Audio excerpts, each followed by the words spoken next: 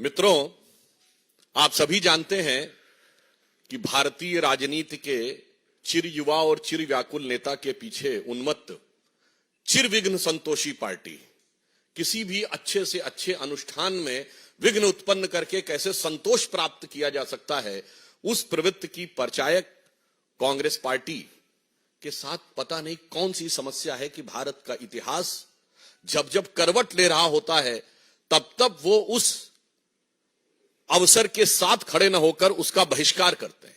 अभी हाल में आपने देखा, चंद महीने पहले की बात है, पिछले वर्ष की, नई संसद भवन के उद्घाटन का बहिष्कार किया। भाई, नई संसद भवन 150 वर्षों तक चलेगी, इसका भारतीय जनता पार्टी अथवा प्रधानमंत्री श्री नरेंद्र मोदी जी से तो कोई मतलब नहीं है। उस ऐतिहासिक अवसर का बहिष्कार किया, जबकि उल्लेखनीय यह है कि अंग्रेजों के जमाने की संसद का बहिष्कार नहीं हुआ था वायसराय के टाइम में। जीएसटी लागू हुआ, भारत के कर संरचना में, टैक्स स्ट्रक्चर में ऐतिहासिक पैराडाइम शिफ्ट हुआ, उसका बहिष्कार किया।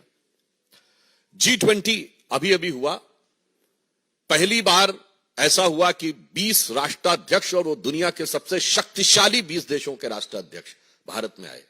क्योंकि मैं पुनः विनम्रता से कह दूं कि नॉन अलाइन समिट भी हुआ था, पर नॉन अलाइन समिट उस समय वर्ल्ड का पावर सेंटर नहीं माना जाता था, and G20 is considered as the power center. उसमें महामहिम राष्ट्रपति के द्वारा दिए गए भोज का बहिष्कार किया। अरे, भारत की शक्ति का कितना बड़ा उद्भव था।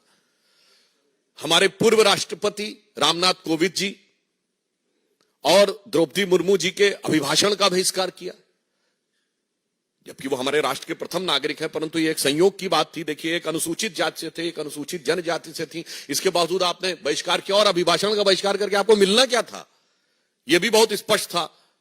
याद करिए, कारगिल विजय दिवस 2004 के बाद 2009 तक नहीं होता था। क्यों कांग्रेस ने बहिष्कार किया था कारगिल विजय दिवस का? भारतीय जनता पार्टी के प्रखर प्रतिरोध के बाद आधे अधूरे मन से रस्म अदायगी के लिए 2009 के बाद शुरू किया, और अब हम उसको गर्व के साथ मनाते हैं। जब मई 1998 में पोखरण विस्फोट हुआ अटल बिहारी वाजपेयी जी की सरकार के नेतृत्व में, कांग्रेस ने 10 दिन तक बयान ही नहीं दिया, और फिर उसके बाद भी नकारात्मक प्रकार की प्रक्रियाएं, जबकि भारत ने पहली बार कहा था कि we have declared, now we have become the nuclear state. कितना बड़ा ऐतिहासिक परिवर्तन था, परंतु उसके भी ये विरोध में खड़े हो गए। और तो और, पूर्व राष्ट्रपति प्रणब मुखर्जी जी, जो आप ही की पार्टी के थे, उनके भारत रत्न समारोह का बहिष्कार कर दिया।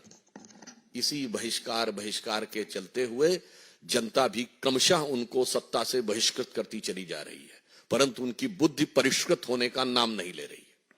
आज जब अयोध्या में श्री रामलला विराजमान की प्राण प्रतिष्ठा होने जा रही है, और उस समय एक बार पुनः कांग्रेस ने अपनी उसी प्रवृत्ति के अनुरूप, क्योंकि यह भारत के इतिहास का ऐतिहासिक पल है, यदि आजादी 800 साल की गुलामी के बाद हमें मिली थी 1947 में, यद्यपि कांग्रेसी कहते हैं 200 साल की गुलामी, हम कहते हैं 800 साल की गुलामी, तो ये 500 साल के संघर्ष के बाद भारत का वह स्वाभिमान उभर कर सामने आने जा रहा है, जिसके के लिए सरदार पटेल ने कहा था सोमनाथ मंदिर की प्राण प्रतिष्ठा के समय कि जब जब भारत स्वतंत्र हुआ था तो सोमनाथ की अट्टालिकाओं ने आकाश को छुआ था।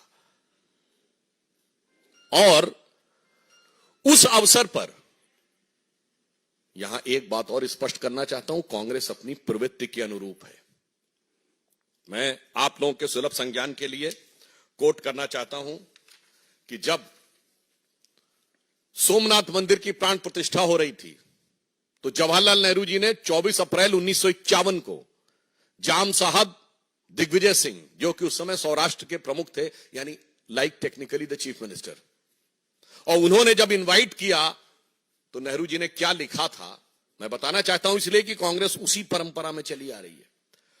उन्होंने लिखा कि इस कठिन समय में समारोह के लिए मेरा दिल्ली से आना संभव नहीं है, पर आगे महत्वपूर्ण बात लिखी, इस समारोह के बारे में मैं अपने विचार साफ कर देना चाहता हूं। मैं इस पुनरुत्थानवाद से बहुत परेशान हूं। मेरे लिए बहुत कष्टकारक है कि मेरे राष्ट्रपति और मेरे कुछ मंत्री और राज प्रमुख के नाते आप, राज प्रमुख मतलब उस समय चीफ मिनिस्टर के नाते आप, सोमनाथ के इस समारोह से जुड़े हुए हैं, और मुझे लगता है कि मेरे देश की प्रकृति के अनुरूप नहीं है और इसके परिणाम अच्छे नहीं होंगे। ये 24 अप्रैल 1951, सोर्स है selected works of Jawaharlal Nehru series 2 volume 16 part 1। बस वही तो परंपरा थी। उसके बाद इंदिरा जी के जमाने में गोरक्षक संतों पे गोलियां चली। इंदिरा जी के जमाने में 1976 में जब रूटीन खुदाई में राम मंदिर के खंभे निकल रहे थे तो वामपंथी इतिहासकारों के दबाव में रुकवा दिया गया। राजीव जी के जमाने में कार सेवकों की हत्या करने वालों का समर्थन हुआ। पीवी नरसिम्हा राव जी के जमाने में पता नहीं क्या क्या हुआ, वो आपको पता है। और सोनिया जी के जमाने में आते आते राम काल्पनिक होने का हलफनामा तक हो गया। यानी ये बहुत साफ है कि यह प्रवृत्ति जो आज कांग्रेस ने दिखाई है एक मौका था कि आज आप अपने को बदल कर दिखा सकते थे, परंतु आपने ऐसा नहीं किया। परंतु मैं एक और बात स्पष्ट करना चाहता हूं, यह नेहरू की कांग्रेस है, यह गांधी की कांग्रेस नहीं है। क्योंकि महात्मा गांधी का तो राजनीतिक दर्शन था राम राज्य। महात्मा गांधी का नित्य का भजन था रघुपति राघव राजा राम। महात्मा गांधी की समाधि पे लिखा हुआ है हे राम। और आज उस राम राज्य की प्राण प्रतिष्ठा का प्रारंभ हो रहा है, श्री गणेश हो रहा है, और आप उसके साथ नहीं खड़े हैं। इसका मतलब बहुत साफ है कि ये गांधी की कांग्रेस और नेहरू की कांग्रेस का अंतर भी अब बिल्कुल साफ हो गया है। और आज इस अवसर को जो इन्होंने अपने हाथ से गंवाया है, ये कांग्रेस के अंदर का भारतीय संस्कृति, हिंदू धर्म और हिंदुत्व के प्रति जो विरोध है उसको दर्शाता है। अब बताइए इससे ज्यादा क्या होगा कि श्री राम जन्मभूमि केस में जो बाबरी मस्जिद पक्ष के पक्षकार इकबाल अंसारी थे, उनको इनवाइट किया गया है। यह हिंदू धर्म की महान उदारता के परंपरा के अनुरूप है। गोली चलाने वालों को भी इनवाइट किया गया। बताइए वो आने को तैयार हैं जो मुख्य पक्षकार थे, मगर चंद कट्टरपंथी वोटों की तिजारत की गला काट प्रतिस्पर्धा में कांग्रेस और कांग्रेस गोत्र के सारे दल, कांग्रेस की परंपरा के सारे दल आज हाहाकार मचाने को तैयार है। मतलब आपने हिंदी में कहावत सुनी होगी ना कि मुद्दई सुस्त गवाह चुस्त। यहां तो मुद्दई साथ में आके खड़ा हो गया है, मगर इसके बावजूद इन लोगों के मन में अभी भी वह लोभ दिखाई पड़ रहा है। तो मैं कह सकता हूं कि एक कहावत होती है कि राम नाम कड़वा लगे और प्यारा लागे दाम, तो दुविधा में दोनों गए न माया मिली न राम। मैं स्पष्ट कर देना चाहता हूं, इस प्राण प्रतिष्ठा का बहिष्कार करके कांग्रेस पार्टी और कांग्रेस की परंपरा, कांग्रेस गोत्र के जितने दल हैं, उन्होंने ये स्पष्ट कर दिया है कि वो राजनीतिक दृष्टि से निष्प्राण तो होते ही जा रहे थे, अब उनकी प्रतिष्ठा भी समाप्त हो गई। श्री नरेंद्र मोदी जी के प्रति आपके मन में जो भी ईर्ष्या है, द्वेष है, इंफीरियरिटी कॉम्प्लेक्स है, उसको लेकर आप भारत के विरोध तक चले जाते थे, आज भगवान के विरोध तक चले गए। इसलिए मैं यह भी स्पष्ट करना चाहता हूं कि एक बार श्री राम जन्मभूमि ट्रस्ट ने जब इनवाइट किया था तो उन्हें सद्बुद्धि आई होती तो शायद वो अपने पूर्व कर्मों का परिष्कार करने के लिए आ जाते। वैसे कांग्रेस पार्टी के अंदर ही कई नेता इसका विरोध कर रहे हैं, क्योंकि शायद उनके मन में यह भी हो, वो जो एक पुराना भजन है ना, मैली चादर ओढ़ के तेरे द्वार पे कैसे आऊं, क्योंकि इतने पाप किए हुए हैं उन्होंने। परंतु आज उस पाप के परिमार्जन का अवसर था, वो भी आपने छोड़ दिया है। तो इसके लिए मैं रामचरितमानस की एक चौपाई कहता हूं कि आकाश से जल, मतलब जो बादल हैं, अमृत तुल्य जल क्यों ना बरसा दें, बेंत का जो वृक्ष होता है ना, उस पे फूल नहीं उगते कभी, बेंत पे फल और फूल नहीं आते, बैम्बू जिसको कहते हैं। उसी प्रकार विरंच अर्थात ब्रह्मा जी के जैसा भी आपको योग्य गुरु मिल जाए, फिर भी जो मूर्ख लोग होते हैं, इसे शब्दशः ना कहा जाए, मूर्ख लोग होते हैं, उनके हृदय में चेतना नहीं उत्पन्न होती। तो कहा गया है जदपि सुधा बरस ही जलध, फूल ही फल ही न बेद, जो गुरु मिलहि विरंचि सम मूरख हृदय नचेत।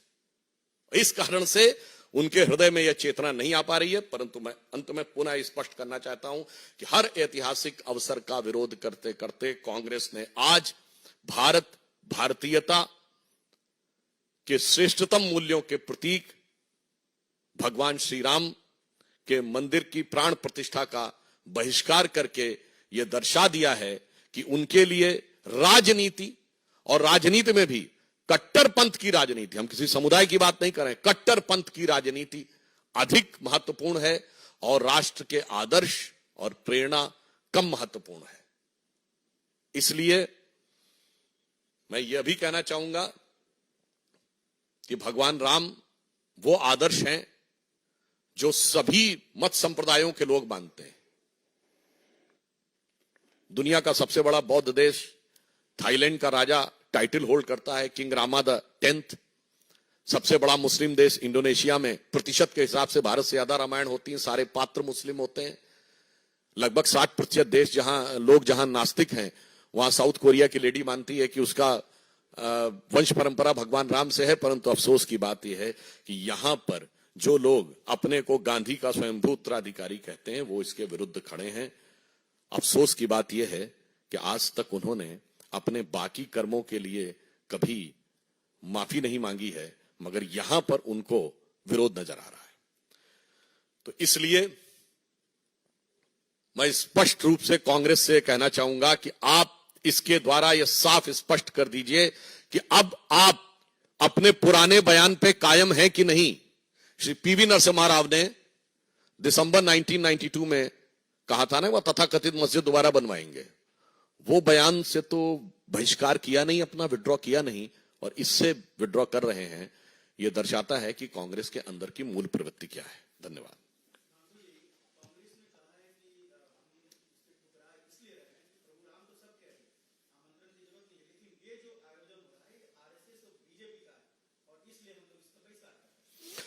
देखिए, यह आयोजन श्री राम जन्मभूमि ट्रस्ट के द्वारा हो रहा है, और भगवान के द्वार पर अपना पराया किसको नजर आता है? भगवान के द्वार पर इस दल और उस दल का कौन नजर आता है? परंतु हमने तो कभी नहीं कहा कि श्री राम जन्मभूमि के विरोध में आपके नेता वकील का चोला ओढ़कर खड़े होते थे। इसलिए इसका किसी संगठन विचार से कोई मतलब नहीं। यह भारतीय संस्कृति, भारतीय परंपरा के श्रेष्ठतम मूल्यों का प्रतीक है। इसलिए इसके बारे में वो करना सिर्फ एक बहाना ढूंढना है।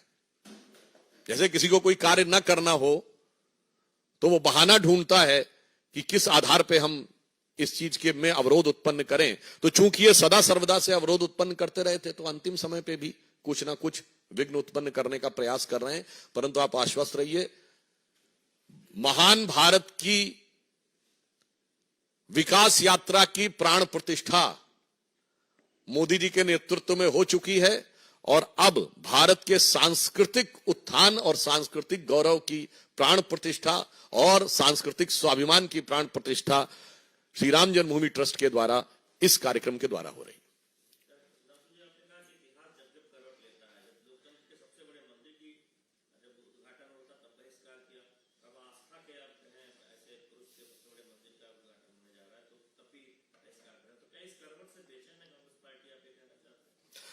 देखिए, ऐसा है कि एक चौपाई है, सकल पदार्थ हैं जगमाही, कर्महीन नर पावत नहीं। तो सभी अच्छे अच्छे अवसर संसार में उपलब्ध हैं, परंतु कुछ लोग जो अपने कर्म से हीन होते हैं, उन्हें प्राप्त नहीं होता। इसलिए हर ऐतिहासिक अवसर पर भागीदार बनने से कांग्रेस वंचित रहती है और उसका विरोधी के रूप में खड़ी हो जाती है।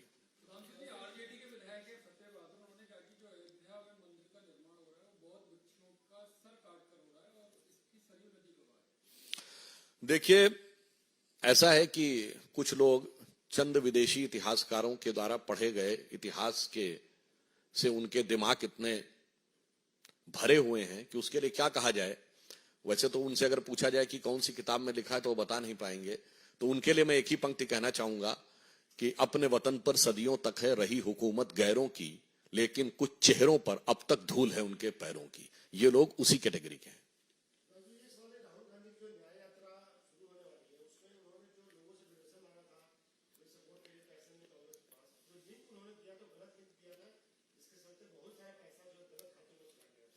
देखिए, यही तो प्रॉब्लम है, कांग्रेस सत्ता में रहे या प्रतिपक्ष में रहे, वो खातों का लिंक जो है हमेशा गलत ही होता है। यहां से दिया जाता था, पता नहीं खाते विदेश में होते थे, वहां पहुंच जाता था। वो नेशनल हेराल्ड का दिया गया हो, कौन से खाते में पहुंच गया जाके। तो इसमें कोई आश्चर्यजनक बात नहीं है। ये तो इधर का माल उधर और उधर का माल इधर करने वाली कांग्रेस की पुरानी प्रवृत्ति के अनुरूप है।